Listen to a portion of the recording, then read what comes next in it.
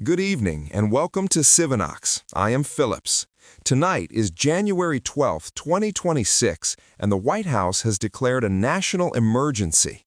This announcement came late today, and it instantly reshaped the political landscape across Washington and in state capitals around the country. What started as a policy move now has become the central story of the day, and tonight we will explain what happened, why it matters, and what comes next for the country and for global partners. Listen closely, because this development could affect every major institution of government and every sector of the economy. The declaration was announced in a formal statement from the White House late this afternoon. The president said that extraordinary measures were required to protect national security and to address risks that he said warranted immediate action. According to the statement, the emergency gives the administration expanded authority to redirect resources to priority operations and to take certain executive steps without the usual congressional approvals. The language of the declaration was broad, and it referenced threats to critical infrastructure and to supply lines that the administration says demand rapid intervention. Almost immediately, political reactions poured in from Capitol Hill. Republican officials offered a mix of support and caution. Some senior Republicans praised the firmness of the decision, while others questioned the breadth of the authority that the president now claims. A number of congressional leaders announced that they will call for hearings and oversight actions to review the legal basis for the emergency and to assess whether the steps now being taken fall within constitutional limits. On the Democratic side, lawmakers expressed strong alarm. Many described the move as an overreach and pledged swift legal challenges and legislative responses to rein in executive power. Legal experts weighed in throughout the evening, and they pointed to a complicated road ahead.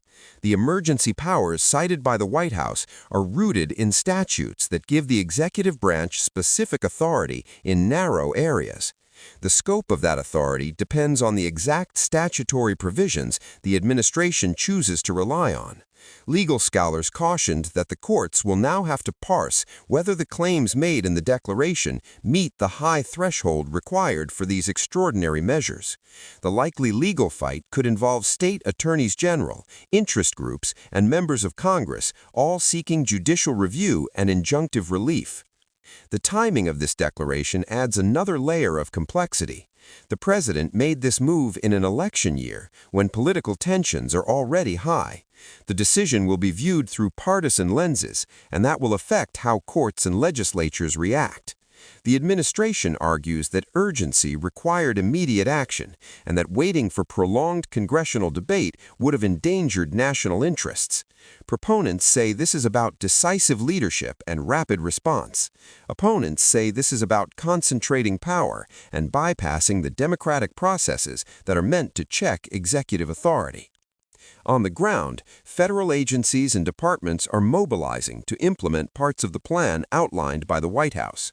Officials say that some funding streams can be redirected and that certain regulatory waivers may be issued to expedite operations.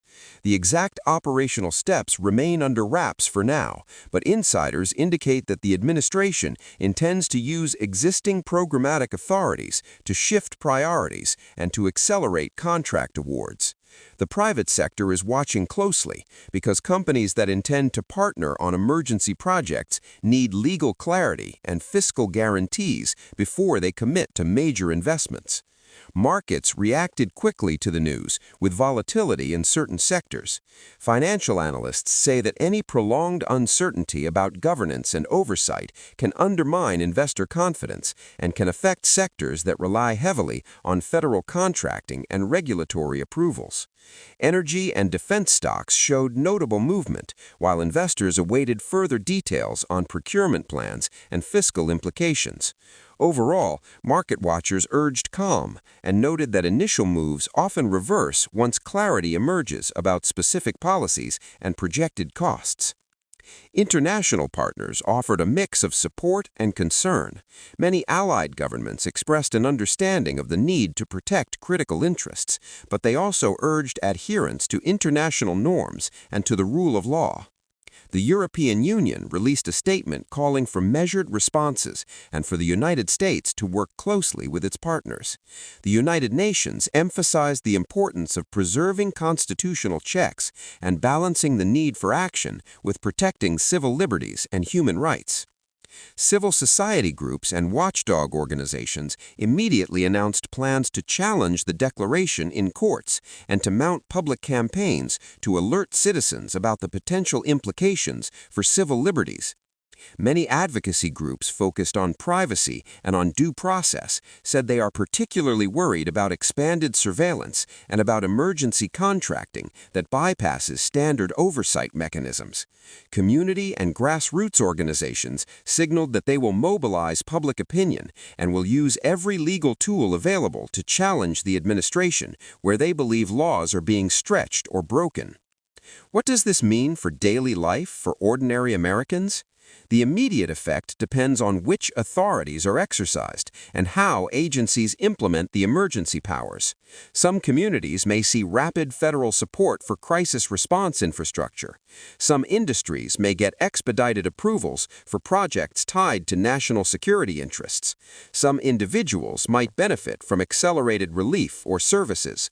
One big concern remains the risk of uneven application and of rushed contracts that lack transparency, which could produce waste or worse.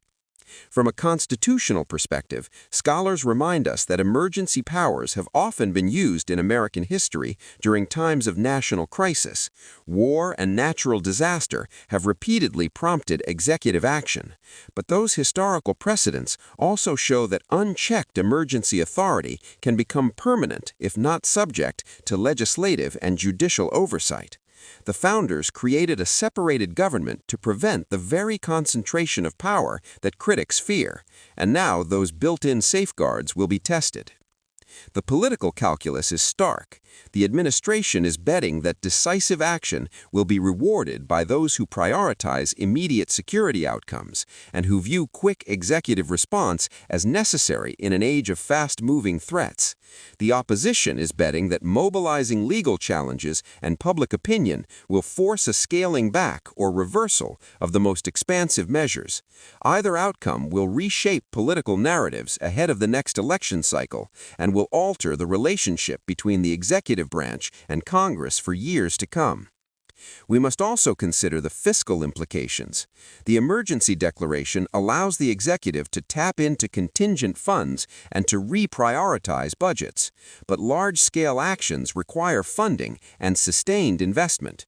The administration will need either congressional appropriations or to identify lawful reprogramming authorities to fund multi-year initiatives. Without clear fiscal backing, some of the proposed projects could stall, and that will create political fallout and questions about competence and planning. The role of the judiciary will be central in the weeks ahead. Courts will be asked to decide questions about whether the statutory predicates for emergency powers exist in the factual record presented by the administration. Courts will evaluate whether promises of oversight and sunset provisions are genuine and sufficient. Courts will also consider separation of powers doctrines and whether judiciary must step in to ensure the rule of law is preserved. The outcomes of early litigation will set important legal precedents for future administrations. Another critical factor will be the reaction within the president's own political coalition. Some elected officials who have supported the administration on other initiatives may balk if they perceive executive overreach or if they fear political liability. Backlash within the party could force a recalibration and could affect the administration's ability to sustain its agenda. Supporters, on the other hand, will frame resistance as dangerous obstruction and will urge the president to pursue the course of action he announced today. We must also assess the intelligence and national security rationale that the administration has offered. Officials say that classified assessments and operational intelligence support the need for urgent action.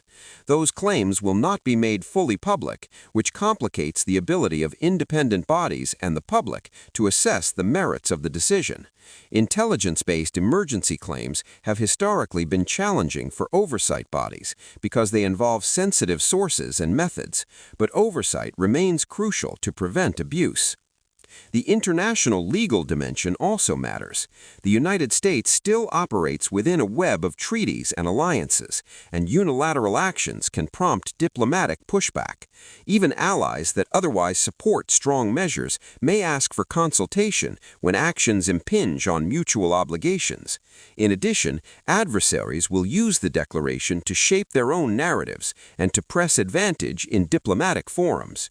The administration will need to manage both the operational and the messaging sides of this crisis. Media coverage tonight is intense, and 24-hour outlets are amplifying competing narratives. Some networks emphasize the urgency and the need for swift, decisive action. Others highlight the legal risks and the historical dangers of unchecked emergency power. The mix of reporting will shape public opinion and will influence how quickly leaders in Congress feel pressure to act or to hold hearings. The role of fact-based reporting... As we continue this developing story, the focus now shifts from the declaration itself to the machinery that follows an emergency announcement. Because history shows that what matters most is not the words spoken from the White House podium, but how power is exercised in the days that follow. Federal agencies tonight are preparing internal memos outlining which statutes they can activate and which restrictions can be temporarily lifted. Senior officials confirmed that multiple departments, including Homeland Security, Defense, Energy, and Treasury, are now operating under emergency coordination protocols. This means faster approvals, reduced interagency friction, and a compressed decision-making cycle that normally takes months. Behind closed doors, agency lawyers are carefully reviewing every move because emergency power is powerful but also fragile. One misstep can trigger a nationwide injunction that freezes the entire operation. Legal teams are preparing for immediate lawsuits, and some challenges are expected within hours. The first battlefield will likely be federal district courts, where judges will examine whether the administration has demonstrated a clear and present necessity rather than a political justification. The burden of proof will rest heavily on classified briefings and sealed filings. Congressional leadership is also moving fast. Speaker offices are drafting oversight letters and subpoenas, while committee chairs prepare emergency hearings. Several lawmakers are already demanding access to the intelligence assessments that justified the declaration. This sets up a familiar clash between executive privilege and legislative oversight. If the White House refuses disclosure, lawmakers could escalate to funding threats or statutory rollbacks. This tug-of-war will dominate Washington in the coming weeks. Inside the Pentagon, sources indicate heightened readiness levels, though officials stress this does not automatically mean imminent military action. Emergency declarations often unlock logistical and funding pathways rather than troop deployments. However, history suggests that posture alone sends a signal to allies and adversaries alike. Foreign capitals are reading this move carefully. Some see it as deterrence, others see it as escalation. Perception alone can shift global behavior. Economic institutions are now recalculating risk. The Treasury Department has authority under emergency statutes to restrict transactions, freeze assets, or impose targeted financial controls. These tools are incredibly effective, but they also ripple through global markets. Banks, compliance officers, and multinational corporations are adjusting exposure models in real time. Any ambiguity in policy direction can cause capital flight or hesitation, which is why clarity from the administration will be critical. Public reaction is still forming. Polling firms report a sharp spike in online engagement, but sentiment is divided. Supporters frame the declaration as strength and decisiveness. Critics frame it as authoritarian drift. This polarization means messaging will matter. Every press briefing, every document release, every court filing will be dissected and amplified across social platforms. The administration will likely deploy senior surrogates to control the narrative and to reassure both domestic and international audiences. One key concern raised by constitutional scholars is duration. Emergency powers are meant to be temporary, yet history shows they can quietly extend. The legal framework allows renewals and extensions unless Congress intervenes. This places enormous responsibility on lawmakers to actively review and potentially terminate the emergency if conditions change. Failure to do so risks normalizing extraordinary authority. Another emerging issue is precedent. Future presidents will cite this moment when asserting their own emergency claims. The judiciary knows this and will be cautious. Any ruling here will echo for decades. This is not just about one administration, but about the balance of power for generations. Judges understand that whatever standard they apply now will become the benchmark later. At the state level, governors are evaluating how federal directives interact with state law. Some states may cooperate fully, others may resist, citing federalism concerns. This could produce a patchwork implementation across the country, complicating enforcement and messaging. Legal disputes between state and federal governments are almost certain, particularly if funding or regulatory authority is redirected without state consent. Civil liberties organizations are mobilizing rapidly. Hotlines, legal funds, and public awareness campaigns are already live. Their focus is ensuring that emergency measures do not erode rights related to speech, movement, due process, and privacy. Historically, emergencies expand surveillance and contract oversight, and these groups aim to slow that momentum through litigation and public pressure. The media ecosystem is now fully activated. Long-form investigations are being launched into the administration's internal deliberations. Anonymous sources are speaking off record, and leaks are inevitable. How the administration handles leaks will be another test. Aggressive crackdowns can fuel further controversy, while transparency risks exposing sensitive operations. It is a delicate balance. International law experts warn that unilateral emergency actions can trigger reciprocal moves by other nations. If the United States broadens its interpretation of necessity, others may follow suit, weakening global norms. This concern has been quietly communicated through diplomatic channels, and allies are urging coordination rather than isolation. For ordinary citizens, the immediate effects may still feel abstract, but that can change quickly. Emergency declarations often alter funding priorities, supply chains, and regulatory enforcement. Over time, this can affect prices, employment, and access to services. The indirect impact is often greater than the visible one, which is why economic indicators will be closely watched. One overlooked dimension is the role of the bureaucracy. Career officials are trained to uphold law and procedure, even under political pressure. Their interpretation of directives can either restrain or accelerate executive intent. The internal culture of agencies matters enormously in moments like this. Whistleblower protections and inspector general oversight will be critical safeguards. As night falls in Washington, preparations continue for what could be a prolonged period of institutional tension. The emergency declaration is not an endpoint, it is a trigger. What follows will be shaped by courts, Congress, agencies, markets, allies, and citizens all acting simultaneously. The outcome is uncertain, but the stakes are undeniable. This moment will be studied in law schools, policy journals, and history books because it tests the resilience of democratic systems under pressure. Whether the system bends without breaking depends on transparency, accountability, and civic engagement. We will remain on this story with continuous updates, expert analysis, and verified information. Our commitment is clarity over noise, facts over fear, and accountability over power.